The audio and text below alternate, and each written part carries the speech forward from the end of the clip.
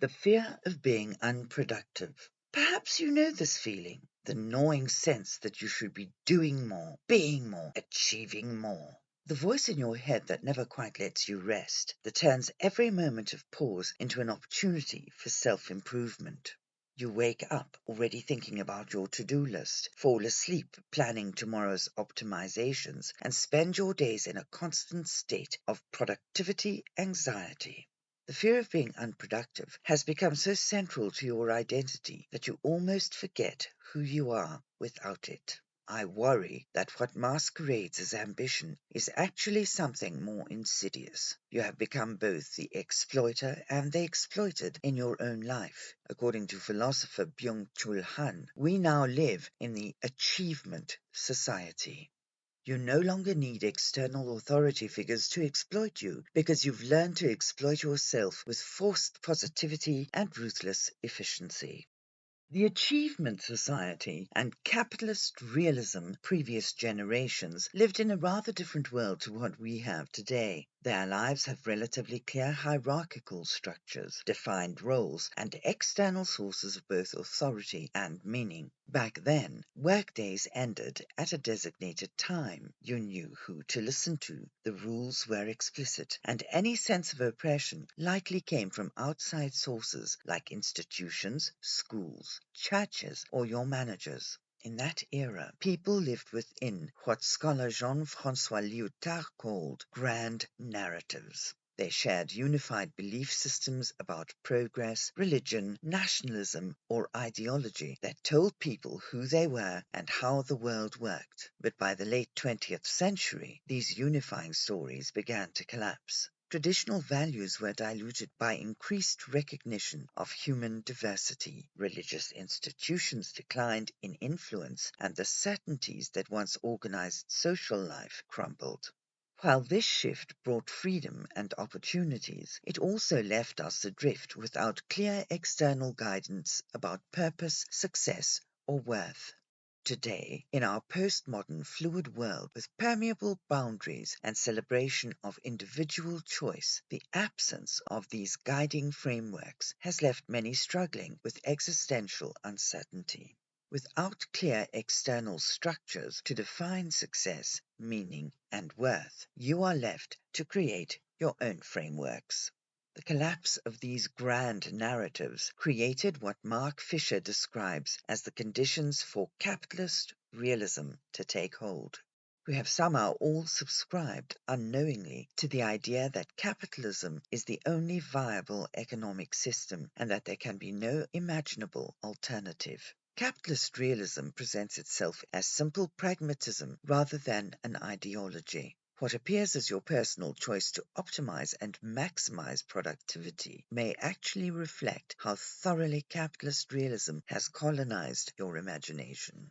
The system does not need to convince you that capitalism is the best. It only needs to strip your imagination of any other possibilities. In the vacuum of meaning, rather than creating compassionate, realistic standards for ourselves, we tend to internalize the values that maximize profits in society. This sets up a slippery slope for the gifted maximizers amongst us who are prone to perfectionism and drawn to growth. You may become drawn to values preached by capitalism from a young age, since they claim to help you maximize productivity, efficiency, and output. Hustle culture becomes particularly intoxicating. It exploits your existential anxiety by promising that if you optimize harder, sleep less, work smarter, you can finally unlock your unlimited potential. This means you end up treating yourself harsher than any external authority would ever be. This is especially true for those who have been abused or neglected in childhood. When you did not receive the loving and supportive childhood that would have helped you internalize a compassionate inner voice, you become particularly vulnerable to self-exploitation. Traditional oppression says, no, you can't. But modern achievement culture says, yes, you can, and therefore you must. Essentially, meritocracy says you're free to achieve anything through your own effort and willpower. When you're told success and failure are all down to personal factors, the logical conclusion is that any struggle or limitation reflects your deficiencies. When everything is supposedly possible through positive thinking and hard work, any failure to achieve must be your fault. Suddenly having a slow mental health day is your fault. If you are sad or anxious, you are not practicing enough self-care or gratitude. If you're physically exhausted, it's because you've not optimized your diet or yoga routine. As Fisher holds, when you drive yourself toward constant optimization, you're not rebelling against external authority, but conforming to internalized market imperatives that feel like authentic personal choices. Think also about the relentless cheerfulness of productivity culture. You must love your work, find passion in your hustle, practice gratitude even when you are burning out. All this pressure constitutes the violence of positivity. What's missing in the picture are realities that you may be traumatized, held back, and hurt by childhood trauma that was no fault of yours. Systematic barriers, visible and invisible, deeply ingrained in society, political turbulence, or economic forces that you had no control over. Or the simple reality is that some goals may just be overly idealistic for the state our world is in right now. To not fall behind and be alienated in the achievement society, you may also subject yourself to constant metric-based surveillance. You monitor yourself obsessively and use technology to turn your life into a numbers game. You track your health, evaluate and analyze your relationships, listen to happiness experts to implement tools for optimizing your neurotransmitter balance. You biohack to meet society's standards of attractiveness. Therapies and self-care must have measurable outcomes. Even sleep and rest must be of quality so they're productive. Every untracked moment feels like wasted potential, every unmeasured activity like a betrayal of your potential. The goal is to press every minute of your life into a pressure cooker that makes you a better human doing, and the larger capitalist system can continue to run with utmost market efficiency.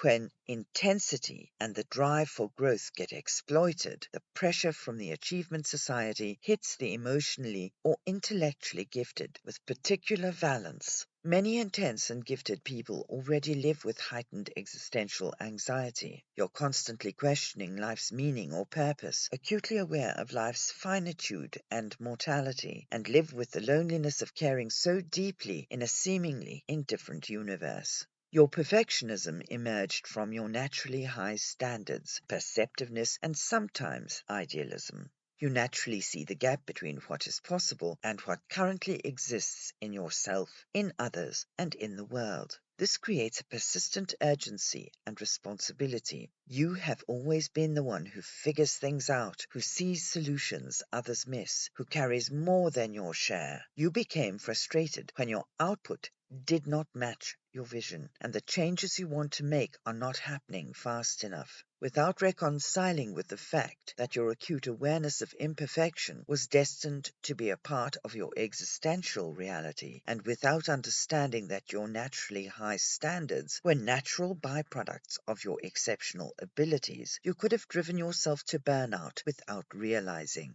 When combined with achievement society pressure, the result is a chronic, haunting fear of being unproductive. The fear of being unproductive becomes even more deeply entrenched if in your early life you've learned that love is earned through doing rather than simply being. You saw that your worth was measured by your output, that the more you can do for others, the more you are valued by your parents and peers. The accumulated accolades gave you membership into circles where, however temporary, you had some sense of belonging. Something that, as an intense or neurodivergent person, you have likely spent your lifetime searching for. When productivity becomes the currency of love and belonging, pausing becomes the most daunting thing because it means you may lose your place in others' hearts and in the world. Now, the fear of being unproductive is an existential terror. It's more than just wasting time. It concerns losing your fundamental right to exist and be loved. With such a core fear operating in the background, it makes total sense that the fear of being unproductive haunts you in every quiet pause where your space is not filled with actions and agenda. Many gifted people are groomed with the belief, either explicit or implicit, that because you can, you should. The internalized mind trap started with the unconscious realization that you are more competent than your siblings and even your parents, and if you do not step in to fill in certain roles, things will be left undone or in a suboptimal state. Gifted children often automatically step into family caretaker roles. They become the emotional regulators for volatile parents, the translators between family members who cannot communicate, and the problem solvers for adult issues that were too heavy for them. They may find themselves managing a parent's mental health, mediating conflicts between adults, or taking responsibility for younger siblings' well-being and development. These children learn to read emotional atmosphere with hypervigilance, always scanning for problems they might need to fix or crises they might need to prevent. The achievement society amplifies these early patterns. As a gifted adult, you carry forward the trauma of parentification, and it morphs into a chronic sense of over-responsibility and the inability to say no. The chronic hypervigilance and compulsive caretaking may then feed into the fear of being unproductive, where rest feels impossible when you're constantly scanning for problems to solve and people to help. Your capabilities become obligations. Your insights become responsibilities. Rest feels selfish. Boundaries feel like failure to save those you care about. Saying no feels like betraying who you could become. Beyond the achievement imperative, liberation starts with lucidly recognizing how we have all internalized, when we were still too young to discern critically, the values laid down by neoliberal capitalism. These values are particularly insidious because they hide the fact that they are bullies. They come wrapped in an aura of possibility and optimism, giving us temporary highs and making us addicted to chasing more.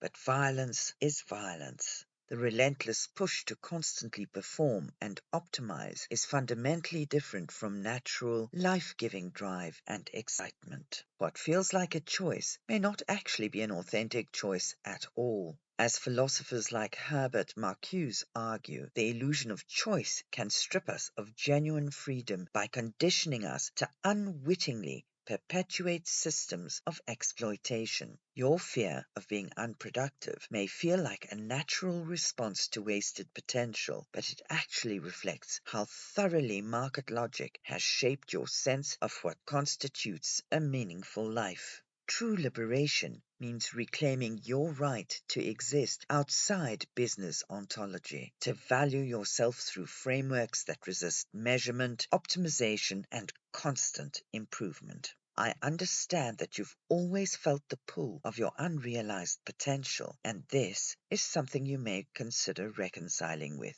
The feeling may never fully disappear, and that is not a failure or a problem to solve. As an intense and growth-oriented person, you will likely continue to evolve and discover new depths within yourself until the day you leave this world. It is likely that once you reach one milestone, your awareness naturally shifts to what else might be possible. This is the beautiful nature of a curious, expanding mind, that it cannot stop seeing possibilities, even when you try.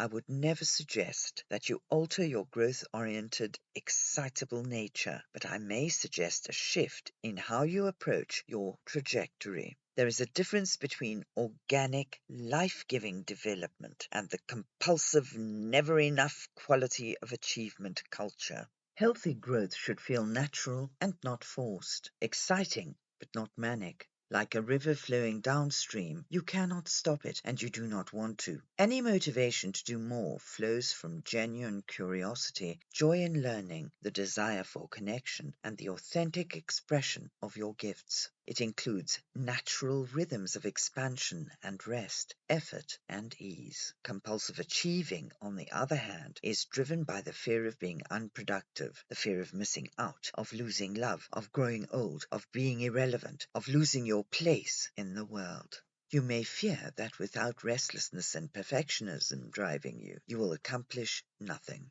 But perhaps the opposite is true.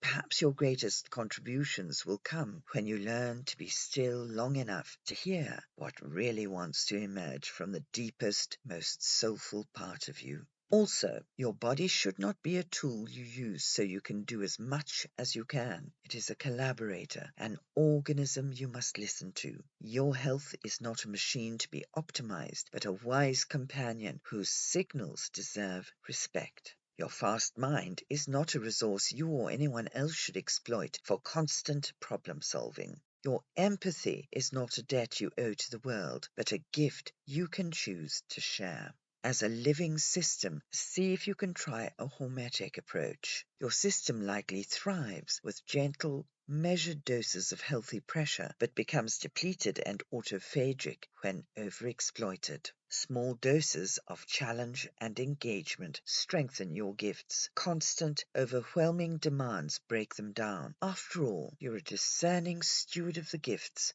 you were endowed with. To share them is not an obligation, but an offering that flows naturally from you when you're in a mentally and physically good space. The ultimate remedy for fear of being unproductive is to reclaim your right to exist without feeling like you need to earn it. Slowly and gradually, you learn that it is safe to leave gaps for pauses and rest, that your worth is not built on what you can do for others or the world, but on the inherent value of you just being there. You come to understand that you can rest, let go, even drop the balls, and still matter. You're allowed to be tired, imperfect, and human, and still be thoroughly loved. When you stop trying to justify your existence through productivity, you may finally discover that, paradoxically, your greatest contributions flow effortlessly from you. In learning to simply be, rather than constantly striving to become something, you open yourself to a well of creativity and connection that cannot be manufactured by self-optimization. If you can learn to discern the difference between life-giving, river-like drive and the pressure from internalized capitalist values, you would be on your way to having a fulfilling life journey, one that is unique to you and not subjecting you to the violence of envy, comparison, humiliation, and chronic anxiety. And as you allow yourself to rest in the truth that your existence is already enough, you may find liberation in the quiet assurance that you are and always have been full and enough.